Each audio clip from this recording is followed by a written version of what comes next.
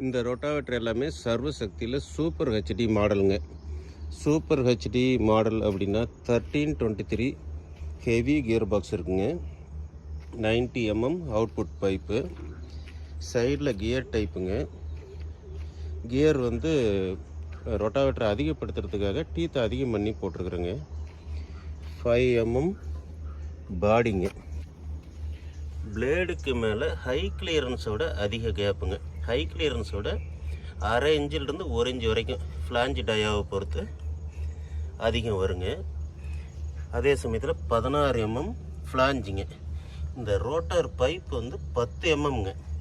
இது 16 mm 10 mm delta சீலுங்க. Forged clevis bracket. இந்த பெரிய டாப்லிங்க நல்லா அகலம் படுத்தி கொஞ்சம் உயரம் பண்ணியும் போட்டிருக்குதுங்க. நிறைய வண்டிக்கு உயரம் அதிகமாக இருந்தால் தான் சூட்டபுளாக இருக்குது. கொஞ்சம் அகலப்படுத்தி உயரம் பண்ணியும் போட்டிருக்குதுங்க. இந்த மாதிரி பைப்பு கிளாம்ப்லாம் ஃபோர்ஜிங்கில் பண்ணியிருக்குங்க. பாருங்கள், கேஸ்டிங் இதெல்லாம் கேஸ்டிங்.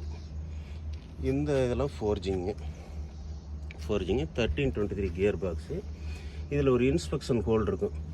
அந்த 4 போல்ட்டை கழட்டினாக்கா உள்ளே வந்து கியர் பாக்ஸில் ஏதாவது சவுண்டு வருதோ அல்லது ஆயில் சர்வீஸ் பண்ணும்போது சௌரியமாக இருக்குங்க.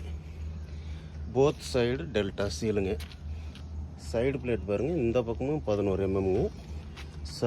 இந்த பக்கமும் 12 mm. ட்ரை சைடும் 12 mmங்க. டூலுக்கு எடுத்துருவோம்.